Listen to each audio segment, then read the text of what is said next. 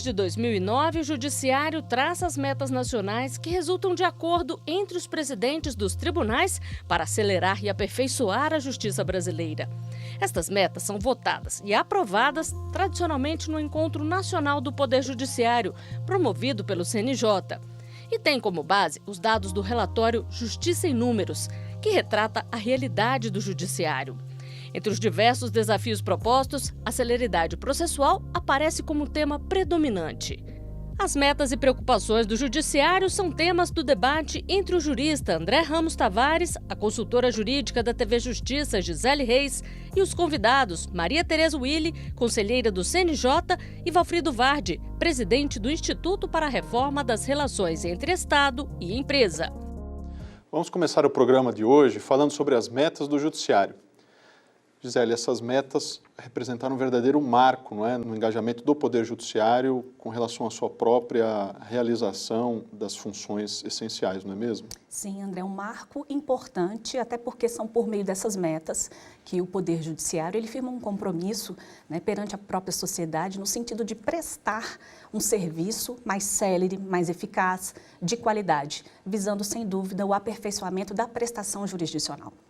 Bom, eu queria agradecer a presença dos nossos convidados, a Maria Tereza, o Valfrido, e começar falando um pouco quais seriam essas metas, né? Quais são essas metas, afinal, Maria Tereza? São muitas? Nós temos metas de várias naturezas, né? Mas principalmente julgar mais processos que os distribuídos. É a produtividade, equilíbrio entre a porta de entrada e saída. Meta 2, julgar processos mais antigos, que dizem respeito à celeridade do judiciário. Meta 3, aumentar os casos solucionados por conciliação, com uma ênfase especial à conciliação e mediação. Meta 4, a priorização do julgamento dos processos relativos à corrupção e à improbidade administrativa. E aí o foco é o do julgamento de ações. Meta 5, impulsionar processos à execução. Meta 6, priorizar o julgamento de ações coletivas, no caso, ações civis públicas, né? Meta 7, priorizar o julgamento dos processos dos maiores litigantes e dos recursos repetitivos. Então, basicamente, essas são as metas que o judiciário, de uma forma muito democrática, porque cada judiciário discute as suas metas, tem uma equipe própria, um núcleo próprio de gestão estratégica no tribunal, trazem as metas, são discutidas e anualmente aprovadas. E a partir daí, então, o Conselho Nacional de Justiça tem condições de acompanhar esses números. A população, de alguma forma, ela também é ouvida? Ou são ouvidos juízes, servidores? Quem, na verdade, é ouvido para que essas metas sejam estabelecidas? Existe até a resolução que democratiza as metas, né, prevê uma participação, uma democratização maior. Agora, eu tenho algumas questões em relação às metas que eu acho que, de fato, nós teríamos que ouvir os juízes, ouvir outros atores do sistema de justiça, né, para compreender que nem sempre o desafio está dentro do Poder Judiciário. Julgar mais processos, isso às vezes significa alguma questão relacionada à estrutura do Judiciário, mas também muitas vezes uma questão pontual de atualização legislativa, que poderia promover aí uma celeridade muito maior, principalmente na razoável duração do processo, potencializando mediação e conciliação, dando ênfase a algumas situações. Eu acho que esse diálogo é uma lacuna que nós precisamos aperfeiçoar. Agora é interessante porque a chamada desjudicialização, né, a retirada do judiciário como uma etapa necessária para chegar a algumas conclusões ou algumas decisões, depende muitas vezes de lei, como você mesma disse, e também nós precisamos de um sistema que não aposte todas as soluções no Poder Judiciário. Né? Quer dizer, nem tudo precisa passar pelo Poder Judiciário. Daí também a importância dos meios chamados meios alternativos, né, de solução de controvérsias. Eu acho que, no fundo, é o futuro. Né? Eu queria ouvir um pouquinho a posição de vocês, porque, olhando os dados de acesso ao Poder Judiciário, a gente percebe que a maior parte da população de baixa renda não vai ao Judiciário.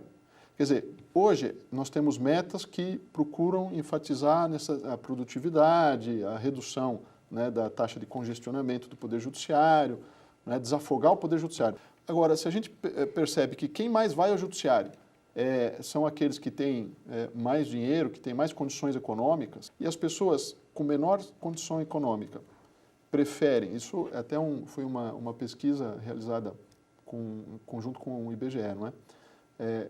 As pessoas com baixa renda preferem ir à igreja para solucionar seus problemas, ou aos seus parentes, ou aos seus vizinhos, né? Muitas vezes seus colegas, seus amigos. Então, se toda essa demanda for parar no Poder Judiciário, nós vamos ter um problema ainda maior do que o que nós já temos hoje, né? Pode gerar um colapso. Então, eu também queria ouvir um pouquinho vocês a respeito dessas alternativas que a gente deveria, talvez, investir mais no Brasil. Eu acho que tem 3 aspectos interessantes para explorar nesse sentido.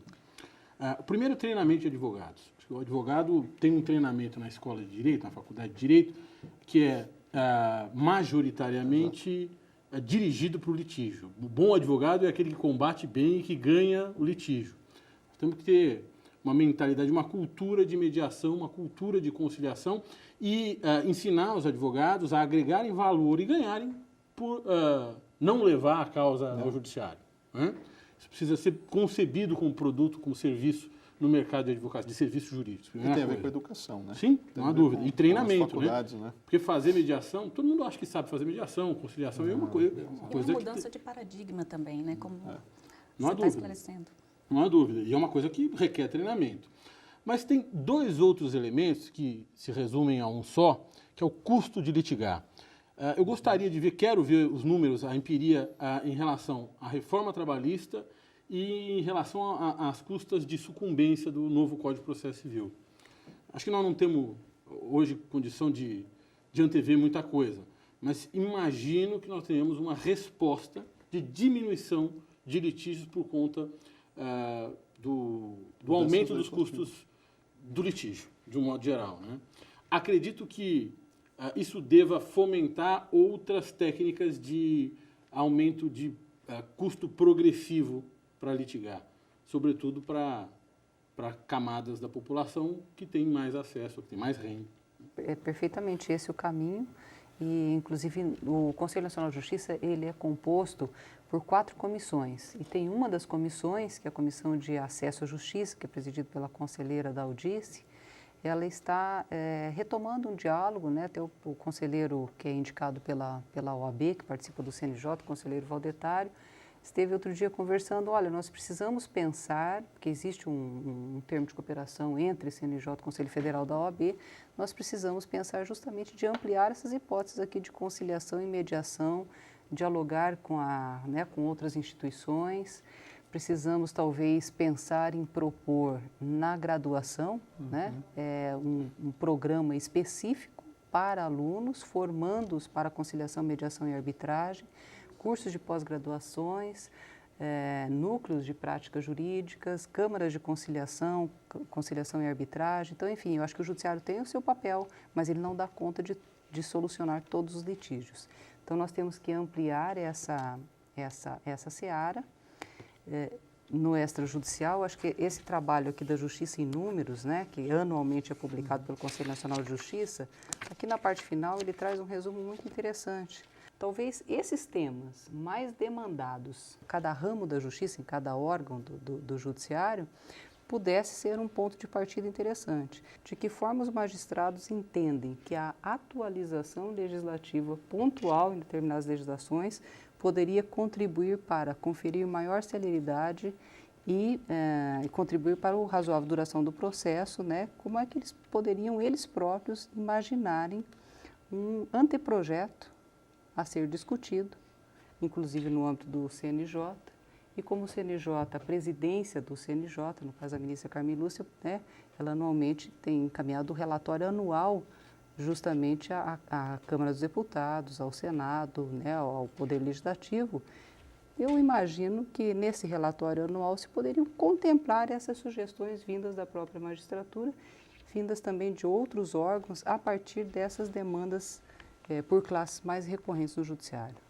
Quer dizer, agregar ao relatório anual algumas propostas que vêm da própria magistratura, porque é quem sente, né?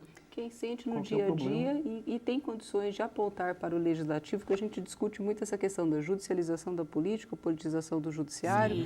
Eu acho que falta um pouco mais de diálogo no sentido de um judiciário mais propositivo, de apontar exatamente na lei X, no artigo tal, no parágrafo tal, por aqui eu poderia, né, conferir maior celeridade, aumentar o acesso da população à justiça.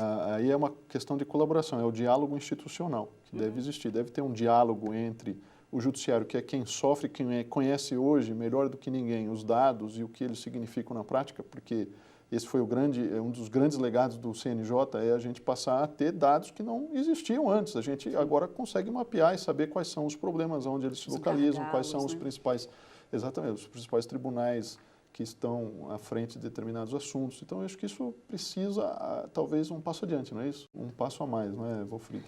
Eu acho que isso nos ajuda, sobretudo na produção doutrinária, a deixar de estudar o que eu brinco, que é o ornitorrinco jurídico, que é aquela matéria que não tem importância alguma, do ponto de vista prático, né? Porque esse mapeamento do conflito, do objeto do conflito, ele leva a uma indexação fundamental e uma reflexão natural sobre a adequação de como o direito se subjetiva no caso concreto, como é que ele é aplicado no caso concreto, e se isso é algo positivo ou negativo para avançar as finalidades da justiça, né? Sem isso, nós não sabemos qual é o direito, qual é o conteúdo do direito. Doutora Maria Tereza, em relação a esses dados, eles são alimentados pelos juízes ao longo do ano, mas existe alguma aferição que seja bimestral, trimestral, ou ela é feita apenas anualmente? Os relatórios estatísticos, né, que são divulgados, são semestrais e também tem o relatório anual, que aí é feito, né, um levantamento mais completo dessas informações. O Conselho Nacional de Justiça tem um departamento, que é o Departamento de Gestão Estratégica, que é responsável por coletar esses dados, e também o Departamento de Pesquisa Judiciária, e eles coletam os dados, elaboram os relatórios estatísticos, e a partir daí, então, nós temos um cenário do judiciário. E você tem um pouco de dificuldade, porque as alimentações ainda muitas vezes são manuais, elas não são automáticas. Então, acho que essa questão da interoperabilidade, da alimentação de dados, acho que é fundamental, e até para que a gente conheça melhor o conteúdo, né, dessas informações. Vou pedir licença, na verdade, a gente vai fazer um breve intervalo, né, e a gente volta logo em seguida.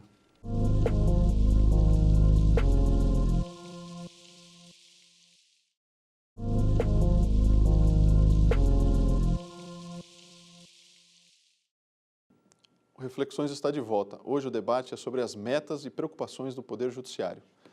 Será que dentro dos objetivos do Judiciário, dessas preocupações que ele tem que ter em consideração sempre, ele também precisa analisar o seu relacionamento com as empresas? Qual é a tua posição, Valfrido? Nós temos que criar no Brasil um ambiente de negócios mais favorável, né, com maior previsibilidade. Portanto, uma justiça especializada, capaz de dizer à comunidade administrada qual será o destino do seu conflito empresarial, é fundamental para melhorar o ambiente de negócio, a durabilidade das empresas e, de certa forma, atrair investimentos para o país. Nós temos uma iniciativa no Estado de São Paulo que me parece muito importante, que é a de especialização, de criação, primeiro, de câmaras empresariais, foram 2 já criadas, no Tribunal de Justiça do Estado de São Paulo, e agora 2 varas. Um movimento protagonizado pelo presidente, o atual presidente do Tribunal de Justiça, o desembargador Pereira Calças, e que me parece muito bem sucedido por 2 motivos. Primeiro, porque nós temos magistrados que estão lá concentrados em matéria empresarial, refletindo sobre o assunto, e que produzem decisões que permitem à comunidade administrada, os advogados, os homens de negócio, antever um pouco qual vai ser o destino do conflito. E, além disso, permite refletir sobre aquela decisão, sobre a adequação daquela decisão e estudar os casos mais recorrentes, né? E isso é fundamental para o mundo dos negócios, para o ambiente de negócio. No âmbito empresarial, as pessoas acabam se recorrendo também à questão da solução do litígio sem ir pela via do judiciário, né, por meio do árbitro, da arbitrariedade. Isso também acabaria contribuindo na solução dessa prestação, né, na verdade, na solução desses conflitos, sem que tivesse que demandar de todo o acervo do Poder Judiciário. O que falta para que essa forma de resolução do conflito seja mais aplicada? É verdade, Gisele, a arbitragem é cada vez mais utilizada, as cláusulas de arbitragem estão presentes, principalmente nos principais contratos com valores mais expressivos, contemplam cláusulas de arbitragem. Isso mudou um pouco. Por quê? O aparecimento das câmaras e das varas empresariais, sobretudo em São Paulo, um estado pujante economicamente, inspirou uma maior confiança da comunidade de negócios. Então você vai ver hoje gente pensando duas vezes antes de inserir uma cláusula de arbitragem. Além disso, mesmo naqueles litígios em que há cláusula de arbitragem, não é incomum que uma tutela de urgência seja pleiteada perante o judiciário. E aquilo é fundamental para levar a um acordo, eventualmente. Porque se pede uma tutela de urgência em primeiro grau e aquilo se estabiliza rapidamente no contexto de um agravo de instrumento no tribunal, e isso serve para induzir um acordo. Então, eu acho que vai haver no futuro uma articulação entre essas duas técnicas de solução de conflito. O juiz estatal não vai sair do cenário, mas a arbitragem também tem o seu espaço. Então, essas duas técnicas vão se articular para a solução de conflitos empresariais. Então, mas essa questão da relação entre o Poder Judiciário e as empresas, ela é muito importante para o país, né? E eu acho que ela ficou por muito tempo sendo desconsiderada. Acho que essa iniciativa do desembargador Pereira Calços foi uma iniciativa extremamente importante, porque além de trazer à prática, essa prática inovadora, também chamou atenção para esse assunto, né? Eu acho que isso é um ponto que também a gente precisa refletir sobre ele. Por que é que nós não nos preocupamos ainda no Brasil com essa relação que o judiciário tem estabelecido com o setor empresarial, né? É inevitável que o setor empresarial vá ao judiciário por diversos N motivos, né? Seja desde o descumprimento de cláusulas contratuais até, enfim, questões mais relacionadas a, por exemplo, exportação, câmbio, etc. E daí a especialização, claro, faz todo sentido. A especialização, ela funciona, né? O CNJ também tem, de alguma maneira, estimulado essa ideia de que quanto maior a especialização do Poder Judiciário, né, melhor a expertise daqueles magistrados que estão trabalhando naquela área específica, e isso gera uma produtividade maior também. Então, do ponto de vista numérico, isso também é muito importante, né? E qualidade nas decisões, né? Porque a partir do momento que se tem ali o magistrado, né, focado naquela matéria específica, ele vai ter condições realmente de dar uma prestação jurisdicional não só mais célere, mais eficaz, mas também com uma qualidade muito maior. Agora, o Justiça em Números, ele acaba refletindo numericamente os assuntos por classe de ações, não é? Como é que funciona isso? São aquelas já catalogadas, né? Aqueles padrões. Isso, ele consegue verificar, por exemplo, o tempo de duração do processo, né, pela natureza. E hoje a gente sabe que os processos de execução eles demoram muito mais do que os processos de conhecimento. E aí ele vai abrindo um catálogo e ano a ano vai acompanhando esses números. E com isso a gente também consegue, de alguma maneira, contribuir para essa discussão, né? A gente consegue exatamente saber o que tem demorado mais. O que tem demorado mais, a natureza, por categoria de cada uma dessas ações. E é justamente, eu acho, que essa classificação que vem do próprio CNJ, vem do Justiça em Números, né, é que vai permitir a ampliação do debate em relação. Nessa área, é possível conciliação e mediação extrajudicial ou conciliação e mediação judicial? O que é que eu preciso, seja por ato normativo ou por alteração legislativa, fazer para que isso aconteça? Os próprios sistemas, né? Hoje, sistemas de informática, eles permitem, alguns sistemas, não todos, mas alguns, permitem ao juiz diariamente acompanhar se ele está ou não atingindo essas metas que foram fixadas pelo CNJ. Então, tudo isso acho que é um movimento positivo do judiciário que contribui, né? Agora, eu acho que, além disso, nós ainda temos alguns diálogos que não são exclusivos do Poder Judiciário, que são diálogos de políticas públicas que nós também precisamos avançar através de grupos de trabalho com outros atores. Eu cito, por exemplo, a questão da segurança pública, né, que hoje tem sido uma pauta constante, e a segurança pública ela não se faz somente no judiciário, ela deságua no judiciário, mas você tem que dialogar com executivos, tem que dialogar com o Ministério Público, a Defensoria Pública, com a OAB e principalmente com a sociedade. Então, acho que esse espaço de diálogo é o locus necessário para essa integração, seja na segurança pública, na área de saúde, que também tem muitas demandas hoje no judiciário, na área ambiental, que é um tema, né, recorrente. Enfim, eu acho que tem muitas situações que precisam de uma discussão maior, como também a temática colocada aqui, né, pelo nobre advogado, que diz respeito a essa questão, que é a questão empresarial, é a questão do desenvolvimento, são as empresas que geram emprego. Hoje nós temos um número muito grande de pessoas que estão desempregadas e nós precisamos também ouvir para saber de que forma é possível potencializar soluções como essa que vem sendo adotada em São Paulo, né, para permitir aí um maior índice de empregabilidade. Valfrido, em relação a o que pode ser feito para poder aprimorar essa relação entre empresa e Estado, o senhor citou a questão da criação das varas especializadas, mas o que mais pode ser feito pelo Judiciário no sentido de aprimorar essa prestação jurisdicional no campo empresarial? Gisele, a pergunta é ótima. Nós temos uma alta taxa de mortalidade de empresas, de jovens empresas no Brasil, né, que quase bate 90%. E a causa disso é uma burocracia ruim, sobretudo a burocracia registral, a falta de formas de organização da atividade empresarial, sobretudo formas societárias descomplicadas para o pequeno e para o médio empresário, e formas de captação de recursos para essas pequenas e médias. Nós precisamos de uma atuação entre executivo e legislativo para descomplicar a vida do pequeno e do médio, sobretudo do pequeno e do médio. É isso. Ok. Eu queria voltar um pouquinho à questão das metas.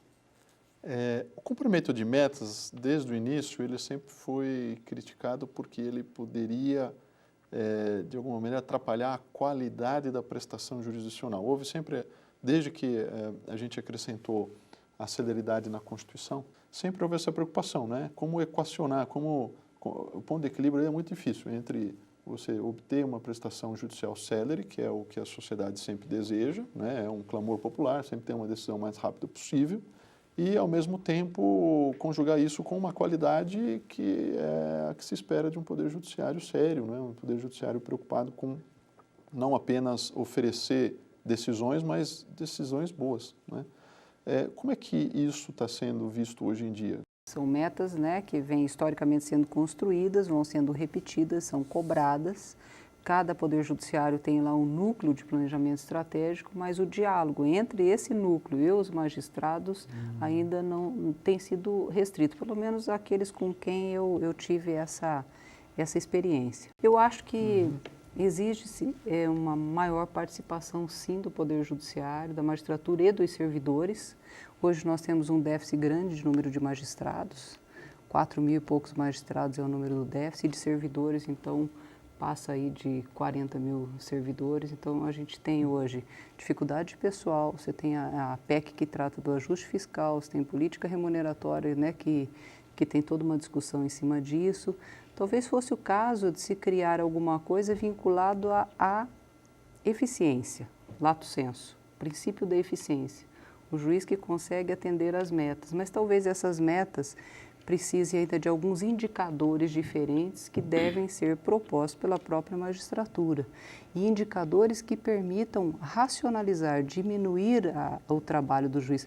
Não faz sentido, por exemplo, na área penal, determinados crimes que você poderia resolver por conciliação e mediação, e a legislação é ultrapassada e não permite isso.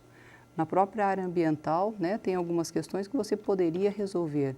A ação de improbidade administrativa em que não é possível fazer acordo. Quer dizer, eu acho que tem que aumentar a discricionariedade aí e, né, para que as sentenças tenham mais qualidade, você tem que diminuir o número de processos. Como diminuir o número de processos? Eu preciso de um ato normativo ou preciso de uma lei? Então, vamos exatamente tratar desse ponto. Acho que esse é o diálogo necessário. Também que o judiciário, para o cidadão, ele seja assim mais agradável. Normalmente, quando você fala, eu vou para o fórum, a pessoa já fica assim com com certo receio. A métrica ela é importante para a gente poder mapear como é que tem sido também a qualidade dos julgamentos, na medida em que a gente tendo esses números, né, eles também demonstram satisfação e insatisfação dos demais atores que vão ao judiciário, né?